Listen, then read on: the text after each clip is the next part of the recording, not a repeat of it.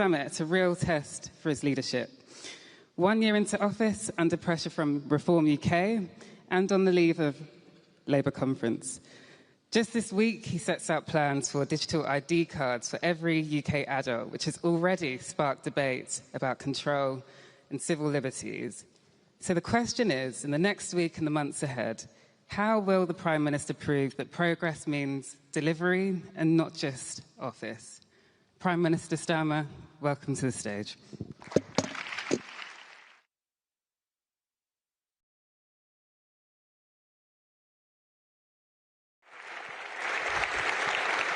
Thank you. Thanks very much.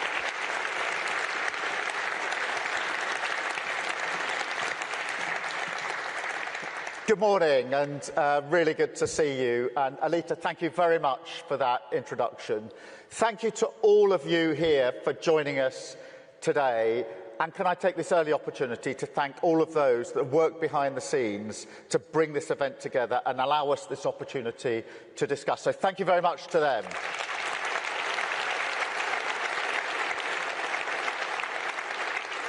Now, this is a gathering of people bound by a common cause, the patriotic renewal of our nations, that is underpinned by the values of dignity and respect, equality and fairness, and the belief that social democratic means are the best way to pursue that goal. But it's also a room that puts paid to a story we often hear in the press these days, that somehow our politics is dying out. Now, yes, we are in an era of huge challenge, but we can take heart when we look around the world. In fact, we only need to look around this room. Kristrún from Iceland, Pedro from Spain, Mark Carney, who stormed to victory in Canada at the beginning of this year, followed by Albo in Australia, and Jonas in Norway just a few weeks ago. So, in fact, pitted against our right-wing opponents, I'd say centre-left parties are having quite a year so far. And not forgetting, there is...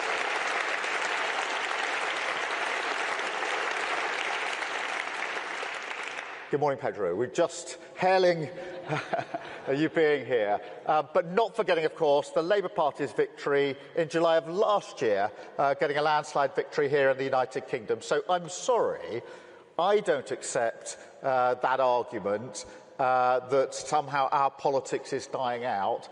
But I do accept that it is now time for Social Democrats to confront directly some of the challenges and some of the lies, frankly, that have taken root in our societies. Because we don't just hear these stories about our politics, we also hear stories about our great countries, our communities, our cities, that simply do not match the reality that we see around us. And it's very good to have you here in London. I hope you've enjoyed yourself here in our capital city. Maybe gone out for breakfast this morning, popped into the pub for a pint last night, maybe enjoyed the last rays of sunshine in our beautiful parks.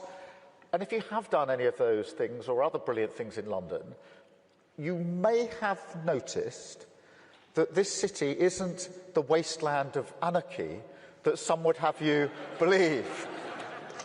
But that, in a sense, captures what we're up against, doesn't it? And there are versions in all of your countries where places, institutions, communities are portrayed in a way that is a million miles from reality. A sort of industrialised infrastructure of grievance, an entire world, not just a world view, created through our devices that is miserable, joyless, and demonstrably untrue. And yet, in another way, and this is the challenge, also totally cohesive, because it preys on real problems in the real world, identifies clear enemies, that's us, by the way, And at its heart, its most poisonous belief, and this was on full display here in London just under 2 weeks ago, that there's a coming struggle, a defining struggle, a violent struggle for the nation, for all of our nations. And you don't have to be a great historian to know where that kind of poison ends up. And you can just feel it in a language that is naked in its attempt to intimidate. Because it's not careless or accidental. It's part of a strategy.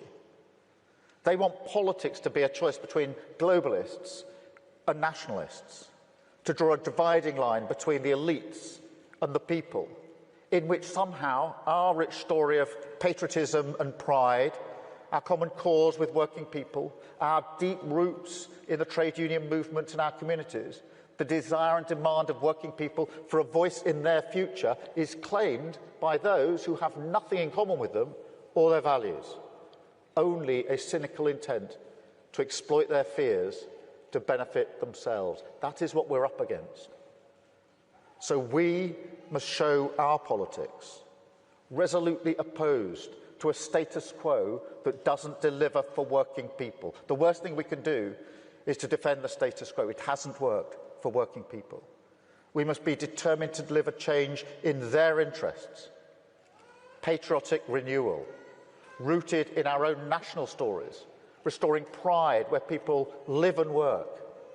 We fight for our values, decency, tolerance, respect, and most importantly, we focus on the countries we can become through renewal.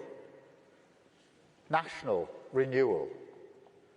Now, that's not a new argument for social democrats, but it is the beating heart of our politics, the nation-state, harnessing the potential of the whole country, providing security and opportunity for working people, together squaring up to the challenges of a world that is frankly more dangerous, less secure than many of us have known in our lifetimes. We have to respond to that, not by turning inward, but with even deeper solidarity, alliances and partnerships built upon common values, the rules-based order that has kept the peace in our world since the last century. The coalition of the willing, strong not just because of the depth of our shared beliefs, but because we recognise that the security and safety of the people that we serve depends on our relationships, our willingness to stand up together across our different political traditions and not be cowed by tyranny. But to protect strength abroad, you do need security at home, economic stability, an approach to economic growth that can create wealth more fairly in the first place. Proud working-class towns and cities, so often disenchanted with mainstream politics because the economy does not work for them, and because that's been true for a very long time. And they're losing trust in our ability to deliver the change that they want to see. They don't want handouts or help. They want to stand on their own feet. I'll give you an example from the United Kingdom. Yesterday, we announced £5 billion to be spent by local people, however they see fit, in their communities, restoring a pub, reviving a community hall, reopening a youth club. But the important thing is not coming cap in hand to Whitehall to get the green light on a project, but actually allowing control to be with the communities where the funding is going, so they can choose what it's spent on, because those with skin in the game know what's best for their communities. It's about restoring control and agency, having the respect for working people to choose what's right for them. And that is how they stand proudly as partners in a social democratic nation. So our approach to the economy, investment, yes, of course, in everything from defence to energy, creating good, well-paid jobs, Industrial policy, yes, of course. Our proud heritage of making things, relighting the fires and the factories across the country. In public services, absolutely, for all of us, from healthcare to transport, and financial prudence, which is non-negotiable. But it does also mean stripping out regulation so we can build more and build more quickly, and the private sector can create wealth in every community. Now, some people call this approach abundance. I have a different phrase for it: social democracy. But the way I see it, this is the defining political choice of our times. A politics of predatory grievance, preying on the problems of working people, and using that infrastructure of division against the politics of patriotic renewal, rooted in communities, building a better country, brick by brick from the bottom up, including everyone in the national story. Difference under the same flag.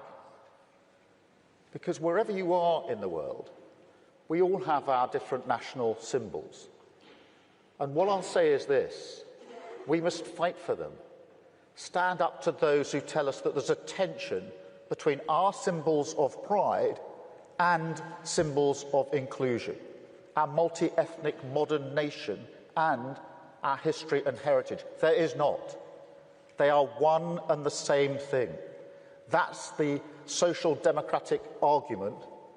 It is a powerful one, and we must never surrender it.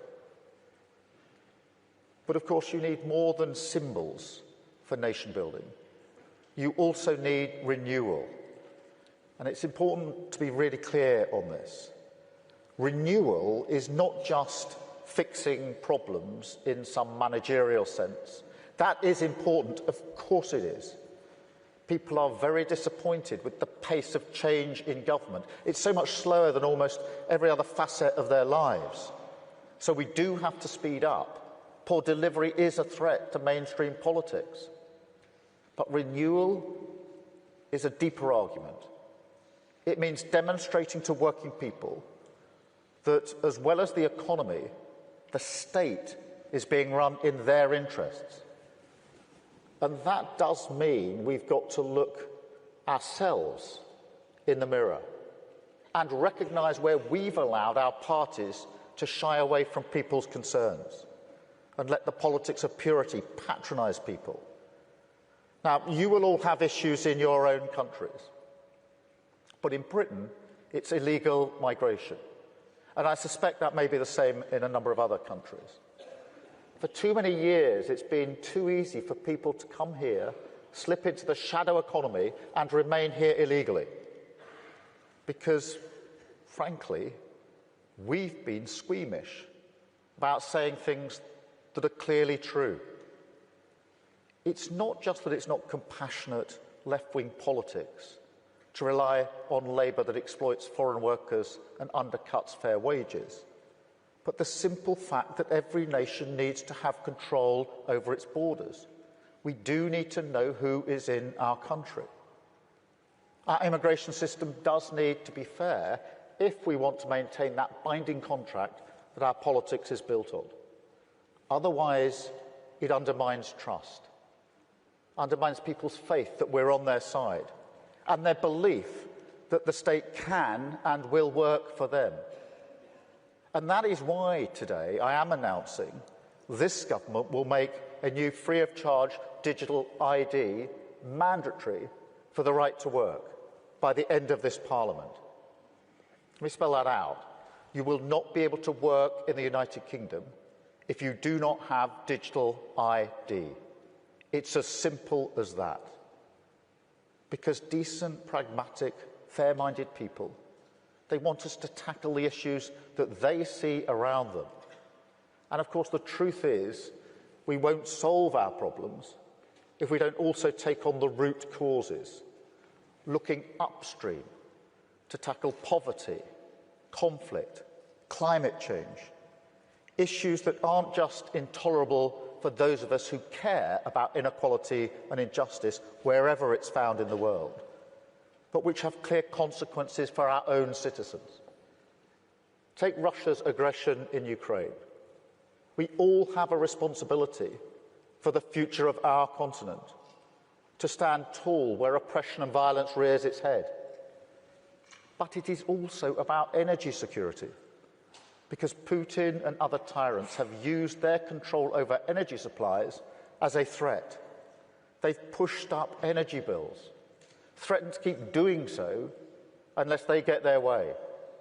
And that's why we're investing in our own energy, sovereign control over our own future, whether that's nuclear, wind, solar power.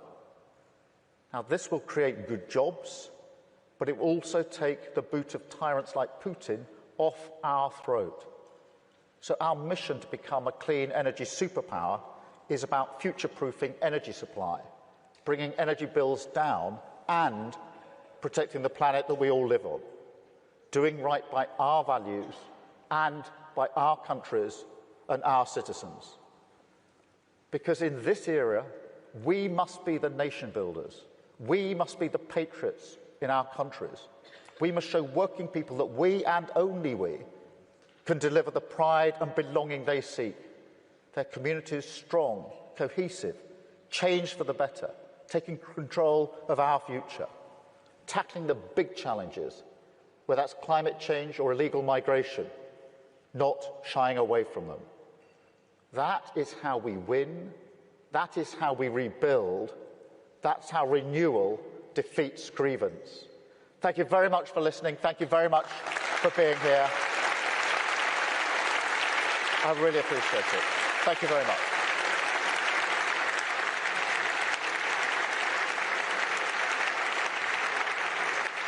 I need the rest of our panel.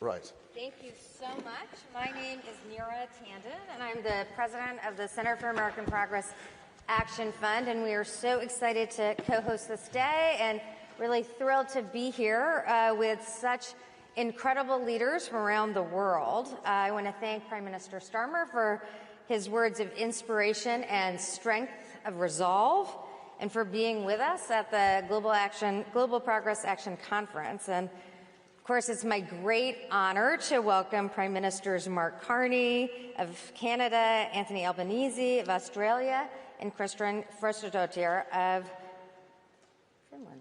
Iceland. I'm so sorry. I'm so sorry. Oh my God, it's so embarrassing. I'm thrilled to join you all for this conversation. We're living, and this is a really crucial moment because we are living in a new political moment. And as we all face rising authoritarianism and essentially significant disruption under the guise of change, we have leaders here who are addressing the challenges of their countries, people who are addressing the economic insecurities, addressing basic needs, meeting the moment without inducing fear, but inducing hope. And so as we face these challenges, we're thrilled to have these leaders here. And I'll just get right into the questions. Your respective electoral and policy victories. We have leaders here assembled who've all won election in the last year and a half. These have been points of inspiration for the progressive movement, for center-left parties, and for really democracy defenders around the world. And I'd love for you to share with us how your messages, how that resonated, and how you are meeting the needs of your constituencies, people who are deeply concerned with cost of living and other issues. Mark Carney, please take it away. Mr. Prime Minister. I see, that was introduction, discuss. Okay, so I will go. Thank you, Neera. Thank you. This is fantastic to be at this gathering. So maybe I'll frame it a bit this way, which is our election and what Canadians were feeling, like in many electorates, but in a slightly different way, is a sense of loss of control. That's what happens when inflation is too high, and that's what happens when there is a sense that migration isn't being adequately managed. It's also what happened, and the most sharp version of this was, of course, the tariff relationship with the United States, when all of a sudden our largest trading partner was fundamentally changing the relationship. So our election and our policy was first and foremost, it was fight the tariffs, have a reaction. We had one of the strongest reactions. Protect our workers. So there were many ways we were doing that, but one of the things is we were taking all of the tariff revenue, putting it back into workers, helping workers retain their jobs, but also retrain, protect our communities against crime. But the core, the core message was build. And it was to build in a positive way. You need a positive agenda, and it matters how we build. And I'll just leave you with a couple of core messages that ground our approach in the election, but very much in governing. First and foremost, we can give ourselves more than any foreign government can take away. So our ability to have one Canadian economy, we have a bunch of internal trade barriers, we're removing all of those. Our ability to build for the future new trade corridors, clean energy, artificial intelligence, diversify with partners, all of that is much greater than what could be taken away, even in the worst tariff scenario. So you have a positive element to that. The second thing that we emphasize is how we build. So we build as a nation. We build first and foremost thinking about workers. So the message to Canadians has been, we are going to create not hundreds of thousands of jobs, but hundreds of thousands of careers in the skilled trades and other skilled areas, and setting up in parallel with major projects and investments, apprenticeships, skilled training, so that Canadians are ready to take advantage of that. Last point, we have historic issues that are current issues in terms of reconciliation with Indigenous Canadians, Indigenous peoples, and the nature of the major investments we're doing is that there will always be Indigenous participation in the equity, in the ownership, in the building. So it's a progressive element, thinking back into workers and being inclusive with all groups in society, with a core positive message on build. People want and deserve that positive agenda, so it's not engaging on the turf of the more negative agenda, but focusing on the positive. Thank you so much for that. We're going to return to the theme of rebuilding. But Prime Minister Albanese, in your time in office, you had a historic election, really one of the first times in a long time, re-elected. And how are you seeing this year? How are you meeting the needs of your constituents, of Australians, in this time of rapid change globally? A big contrast in our campaign, I think, was we had a positive agenda. And there were two themes we kept going back to make a positive difference to people's lives. No one held back and no one left behind. So no one left behind, that a Labor government will always look after the vulnerable, will look after people on issues like gender equity. What we'd done was to, for example, real wages increasing. We've had, every year we've been in office, the minimum wage has been increased at a level at least or higher than inflation. So we've seen wages share of GDP go up for the first time in a long while, for example. We have, since the election, protected penalty rates. We have introduced superannuation to paid parental leave, and we're extending that out to 6 months paid parental leave. And we have that agenda in terms of equity, but no one held back is about aspiration as well. Progressive parties have to be the party of success as well. So engagement with business, engagement with job creation, new industries. How do we seize the opportunities from the clean energy transformation to create new industries, new jobs, as well as enhance blue-collar jobs which are there as well. So we have an agenda, a Future Made in Australia agenda, which is about value-adding, not just digging things up, resources, which has been a traditional strength, and exporting them, but how do we value-add in Australia, create those blue-collar jobs, so it's connected up as well with skills and training and high-value jobs to give people that opportunity. So that really is an overall theme around, and then we match that up with policies including particularly strengthening our healthcare system. Our Medicare system is very important. That was front and centre in the campaign. People trust us. They know that we are a party that believe in healthcare through just having your Medicare card, a universal health system.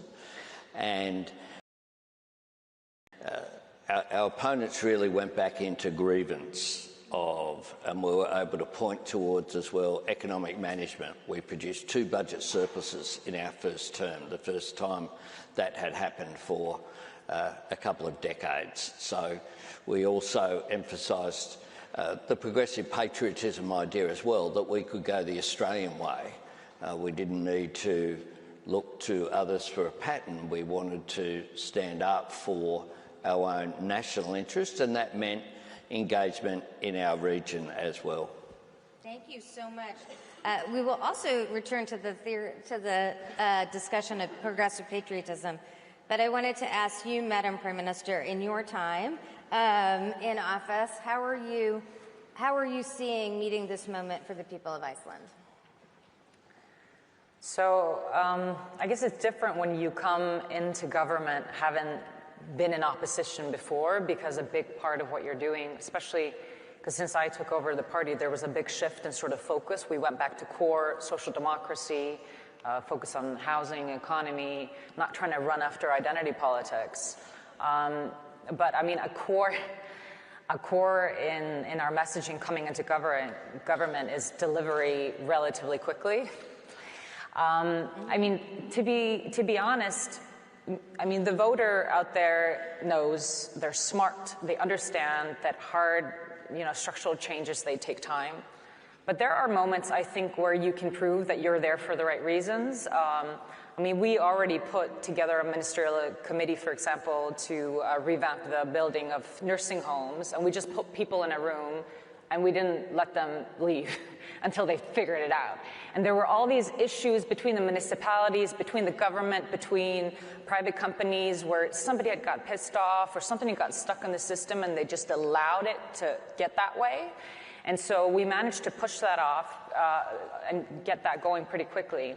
I will say we did also have a good moment, which I think really strengthened the government, which is that even though we campaigned on these bread and butter economic policy welfare issues, there has been a historical struggle in Iceland when it comes to our resources, especially our fisheries. We have a very profitable fisheries system, but the quota holders, they've retained much of the resource rents, and a large proportion of our citizens find this an unfair situation to be in. And so one of the first things we did was raise the resource rents, and we pushed for a new bill in Parliament, and we ended up getting filibustered by the opposition, not for days, but for weeks. And we stuck with it. And it led us to leave behind certain other things that we couldn't follow through on, but we stuck with it, and we ended up actually breaking up the filibuster with what some have called a nuclear button that we have in Parliament, but I would say is a democracy button, because the opposition is supposed to have an opinion, not to govern the country. And I think people thought we wouldn't do it. And it set an example that we were able to fulfill something in our first 6 months. So if you can deliver on a few things and people see that you have your heart in the right place and you're willing to go against that type of opposition, I think it gave a lot of people hope. Prime Minister Starmer, thank you again for your remarks. And really, many countries around the world are facing a situation where there's a real rise of right-wing populism. And in some of the centrist parties, even centrist right parties, are kind of falling away. In this context, how does the center left, how do progressives meet the moment and actually capture a strong majority? Well, I think for us, the context, certainly for the last election, was an electorate, a public, who, since the 2008 crash, hadn't seen their living wages, their living standards rise for many, many years, totally flat. Their public services had got worse and worse to the point of decimation. And there'd been a massive drop-off in trust in politics for a whole bunch of reasons. So this led to quite a strong sense of disenchantment. And if you think about the 2008 crash to last year, that's 16 years. So anyone who was maybe in their 20s, late 20s, would have gone through to their early 40s not feeling they were materially progressing in the way that they would have expected in their lives, not seeing their public services fit for purpose, and losing faith in politics as an answer to that. That's why the change slogan that we had at the election was so powerful, because people said, I want that to change, I want to break this cycle. And therefore what we're trying to do is to come in, and what I was alluding to earlier, this national renewal, is not just about fixing the problems, somehow taking them back to where we were, pre-08, pre-2010, whatever it may be, but building something better and different as you renew. So to take an example, our economy hasn't grown materially since 08. It's been flat-lining. We need to get economic growth. That is the number one mission of the government. But it's got to be growth that is felt in every part of the country. It can't be a line on a graph, and it can't be growth in some parts of the country. It's got to be in every single part, which is why we've worked really hard on things like inward investment, record inward investment in the first year of the Labour government, and then a big top-up last week with the US state visit. But that has to be identified as to the places it's going in, to Hartlepool, into the various different, the Clyde. It's got to be place-based, and people need to see it's in my region, economic growth everywhere. Because I think for progressives, for Social Democrats, we for too long lost our way. We thought that redistribution was the only thing that mattered for fairness. You create wealth and then you redistribute, and that's a one-word answer for too many of our communities. It isn't. They want the pride to stand on their own 2 feet. They want the wealth to be in their community. The stuff we did yesterday in Pride in Place is really important, because what we said there was, here's a pot of money for your place, because frankly you've been overlooked for too long, and you will decide what that money is spent on. So you're not coming cap in hand to Whitehall for somebody in Whitehall to tell you. It's your decision. Same with our public services. We've got to rebuild our National Health Service, would be the touchstone for us.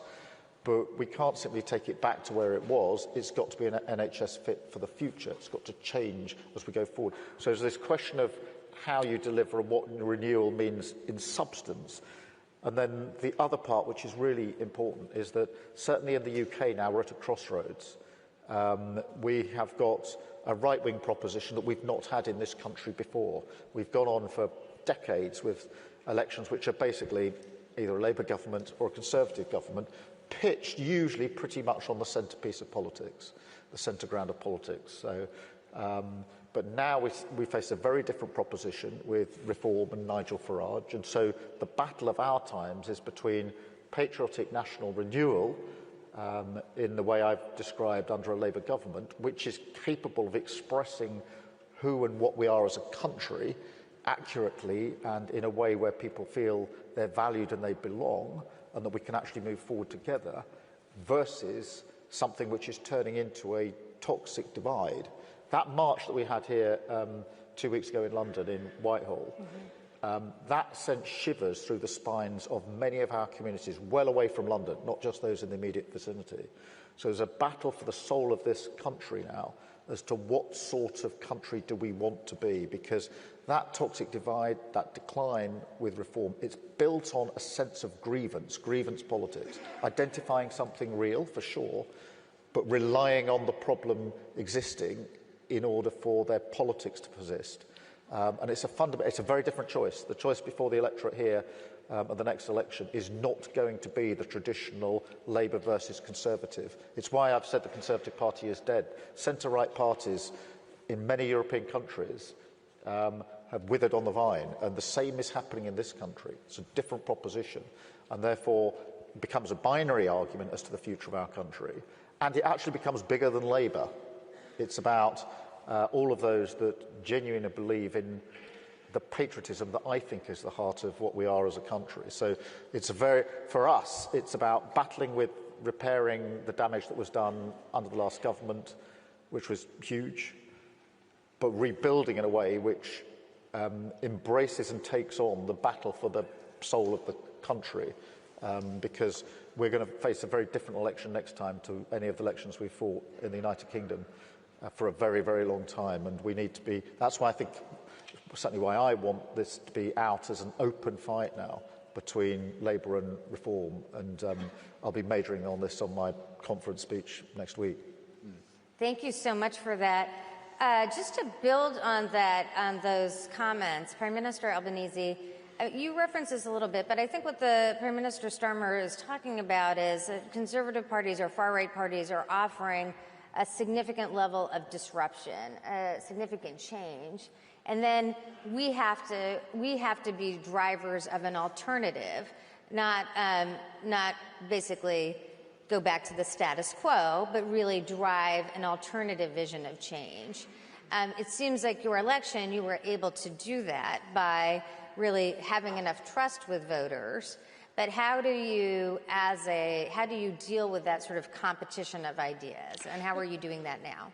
I think one of the things that you've got to say is that change happens, and get that across, not pretend that things can just stay the same. But the governments have a role in shaping change, otherwise change will shape the country without agency, if you like. And you've got to bring people with you on that journey of change. So climate change is front and centre. Our opposition at the moment are going back into a debate over whether it exists or not, basically, over whether they'll continue to support net zero by 2050. And we're saying climate change is real. This is how you have to act. Get ahead of it and bring people with you on that journey, I think is really important. I think also that you need trust. My party and our Conservatives had both replaced sitting Prime Ministers a number of times, and that disruption annoyed people. People were like, what's the system? So one of the things that we did at the same time was to produce, I think, a stable government going forward as well, and to have the first time we've had a PM re-elected for over 2 decades. There have been 7 different results from 7 different elections. And so able to say that trust and to fulfil the commitments. So we were very disciplined about doing what we said we would do. There was one exception, which was we changed tax cuts that were built in to deliver for lower middle income earners, and we said we needed to do that. We owned it. I went to our National Press Club and said, this is what we're doing, this is why we're doing it, because of the pressures that were on cost of living. So we were relentless about bringing things back to cost of living pressures, which was a global phenomenon. Global inflation was there as well. So, we had a 6 in front when we were elected and rose to 7, and we have now got it down within the band of with a 2 in front. And we did that without sacrificing people, and we did that as a distinction. So employment strong, over 1 million jobs created in our system, unemployment's 4.2, and real wages increasing. So we said, we'll get inflation down, but in a way that doesn't leave people behind. And since the election in May, we've been really ruthless as well about delivering on the things that we took to the election so that we could, again, fulfil that trust that people want to see. So we've cut student debt. increased paid parental leave, an increase in the minimum wage, paid prac for people studying to be nurses or teachers. We've done energy bill relief, a whole range of changes that we said we would do, we took to the election, and we've implemented, most of them, those cost of living measures in the first period, because that's what people want. If you can't relate it back to making a difference to people's lives, then some of the culture war issues and those things can come to the fore. Our opponents are going down those rabbit holes, and I think they're a cul-de-sac. They don't actually lead anywhere. Whereas if you are ruthlessly concentrating on making a difference to people's lives that they can see, then you can talk about the broader issues as well, that you might want to talk about, those longer term changes of equity and broader issues about Australia's place in the world and those issues. Prime Minister Carney, you face special circumstances in Canada, given your neighbour to the south, and let me just apologize. And so how are you, just building on the Prime Minister's remarks about delivering and how delivery creates trust, how do you see that in the context of Canada? Yeah, we all have special circumstances in our own way, I suppose. So, and I'm going to pick up what Prime Minister Albanese just said.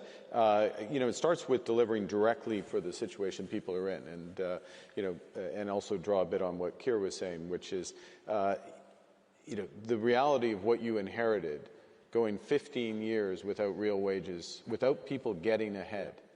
Like, the last time that happened was the middle of the 19th century. Karl Marx was writing the Communist Manifesto in the British Library. I mean, there's a connection here.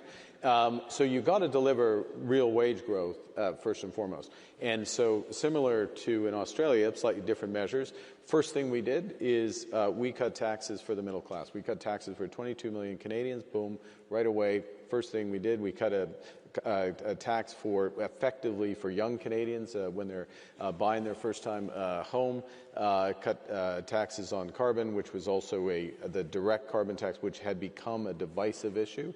It was in textbook a good policy, but a divisive issue. So very tangible things that directly affected affordability, cost of living. Those are fiscal choices, but they had to be made, and they're delivering, and Canadians are beginning to feel first that. Second, building in a way that is as inclusive as possible. I'm going to give another example, which is we need to double the pace of home building in Canada. Okay, there's lots of ways you can try to do that, but the core, we're starting from the deeply affordable end of the spectrum and building on out, with some interventions from government, but driving through the private sector. The point on this is it's by Canadian, so it's Canadian technology, Canadian lumber, which America is keeping out for the moment, he says, hopefully, and Canadian technology factory built and other aspects of that. But it's an affordability point.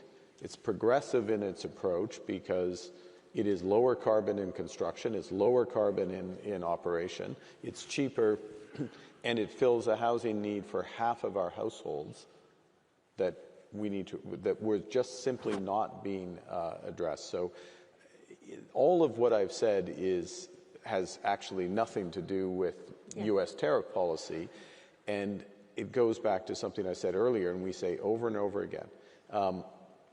We have learned the lesson that we need to be, we use the expression, masters in our own home.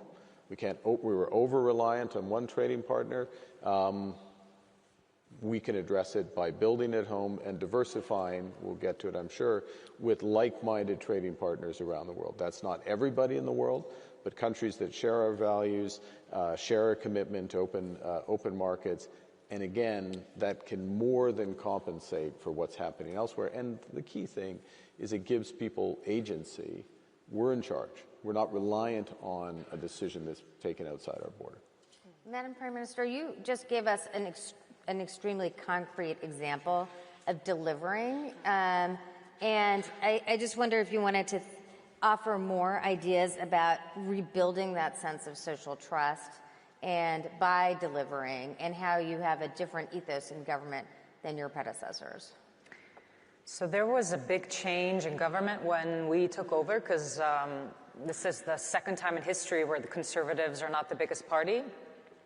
And the last time when the Social Democrats were in government, it was after the crisis. It was a very difficult time, so sort of the room for renewal or policy drive was very limited. And so there was a big mandate for change, but at the same time, I think there was still this sense of disbelief that a Social Democratic Party could sort of have control of the economy, do things properly. So one of the first things that we did was to make sure that people knew that we were taking the economy very seriously. We put on a new fiscal rule, which excluded investment, and said, okay, there are limits to how much, fiscal can grow. Mark likes this. We've discussed this. We discussed this. Yeah. We're gonna be balancing the budget. We're gonna be balancing the budget by 2027. And we started out by asking for ideas from the public on tidying up ideas. How do you tidy up with the government? And a big part of that is, it might sound like it's for show, but at the end of the day, a big driver of distrust, I think, in politics today, and I feel this especially because I didn't grow up in politics, I'm relatively new in all of this, is that people just feel like they're not listened to, like their ideas aren't good. And most of the times, they have pretty good ideas. And so we collected all these ideas, and it was also a signal to the public that we, despite being a center-left-led government, we like the government, we like systems, we support welfare. We're not watchdogs of the system. It's not, the right tends to say the government is in our way, it needs to be broken down. We would say, okay, there are parts of it that need to be disrupted. And so we're okay by going into systems change, by talking about tidying up, doing things better, even though we might be wanting to spend more on welfare. And I think that gave us an aura of sort of cleaning up in a way. There's 3 women who are in this coalition. So like the leaders of all the parties are women. And we just have this aura of taking care of business. And I think it's really given us a good platform of then doing all sort of the progressive ideas that we need to do in housing and welfare, because we have ownership of what we're doing. So this has been a big focus of us. I also want to say, for example, when it comes to building, Iceland is an energy-rich country, but one thing you might not know is that over the past couple of years or even a decade, there's been this backlash against power, against harnessing nature.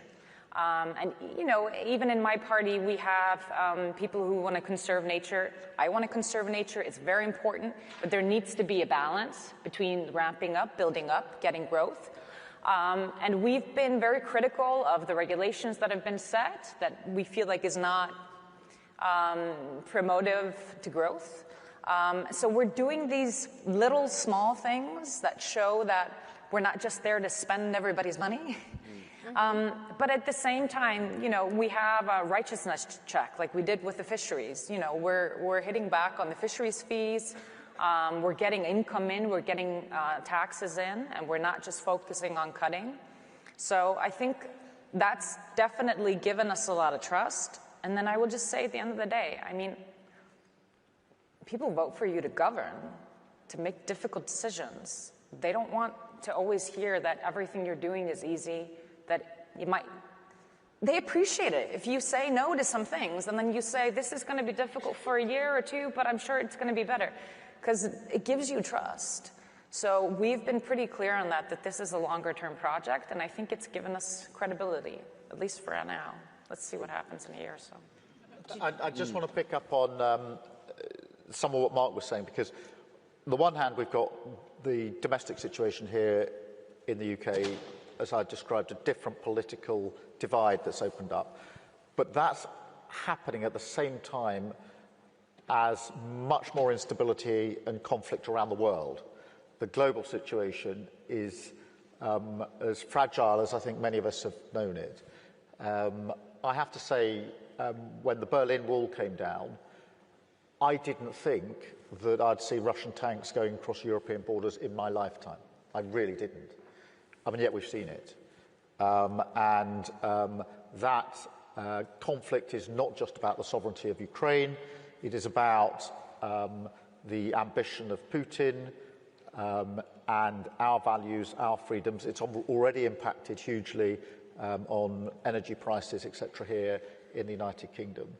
And it has shattered the idea that the comfortable peace dividend that we have enjoyed for years is here necessarily to stay, and therefore we have to rise to this moment. And on security and defence, we're in a different era. There is no doubt about that. You can feel that all across Europe and beyond. Countries are spending more on defence. And we have set up the Coalition of the Willing.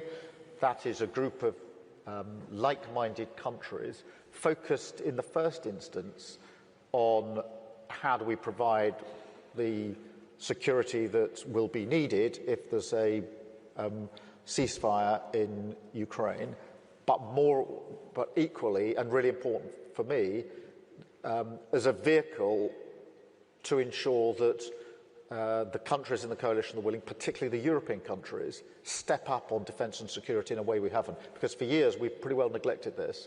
We haven't been in the right place. We've assumed that the peace dividend would last for much longer.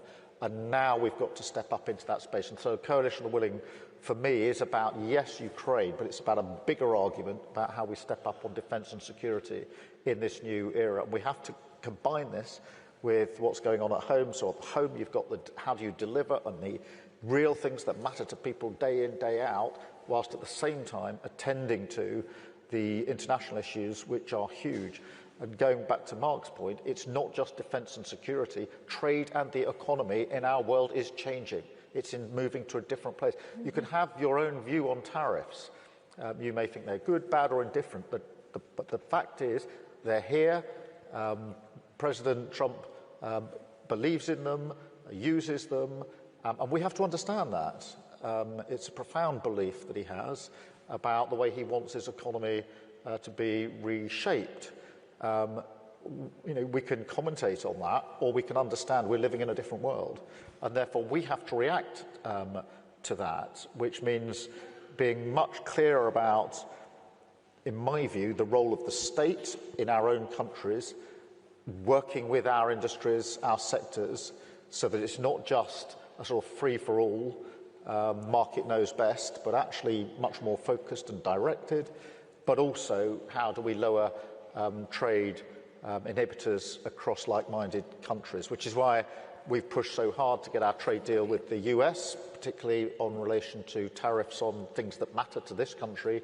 Car manufacturing will be the best example of that, but also the trade deal that we did with India, which had been tried for many years, and moving closer to the EU through the EU-UK reset, is part of re-establishing the UK on the world stage, which we had to do. It's very important, but is also recognising on defence and security and on trade and the economy, we are living in a different, much more difficult world than the world we were living in just a few years ago. And therefore, you've got the remaking of domestic politics in a world where on defence and security and trade and the economy, we are in a new era.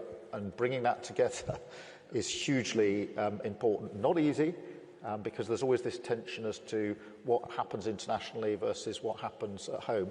I have to say, I don't think we've been in a time where the domestic impact of what's happening internationally has been as profound and as direct as it is at the moment. What happens in the rest of the world is having a direct impact on the United Kingdom in a way that wasn't the case, 5, 10, 15 years ago. And it's a very profound challenge that we all face, which is why it's important to have gatherings like this, where we can come, share our experience, exchange our thoughts, and ask the question, how does social democracy respond to some of this?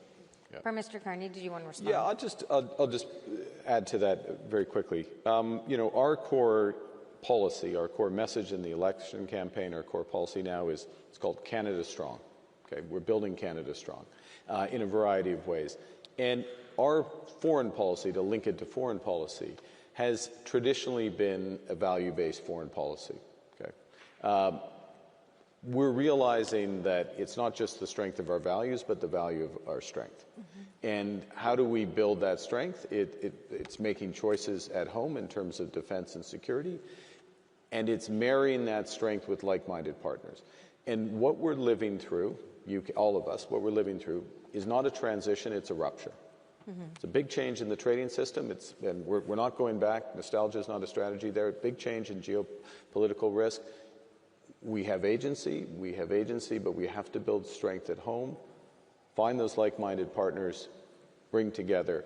And in doing so, we deliver for our citizens, but also it gives a confidence and a purpose to the country that is empowering. And I think that speaks to the patriotism that you talked about. So just as we're closing, if you have a few more words, Prime Minister Albanese, about the topic you mentioned, which is progressive patriotism. Yeah, that I think on the range of issues, be it trade, that means standing up for, in our case, Australia's national interest. We're also aiming to diversify our trade interests, and from us, the driver of that in part was that there were restrictions from China, our major trading partner, so we've reached out particularly to ASEAN, to the growing economies to our north, but also the other partnerships that we have as well. Migration is a big issue. When it comes to migration issues, one of the theme of our approach is you can be strong on borders without being weak on humanity. So we have strong border controls through Operation Sovereign Borders. We've continued, but at the same time we've increased the number of asylum seekers who we take. We abolished temporary protection visas to give people that security to fully participate in society. People who'd been in Australia some for more than a decade. Yeah. They weren't going back anywhere.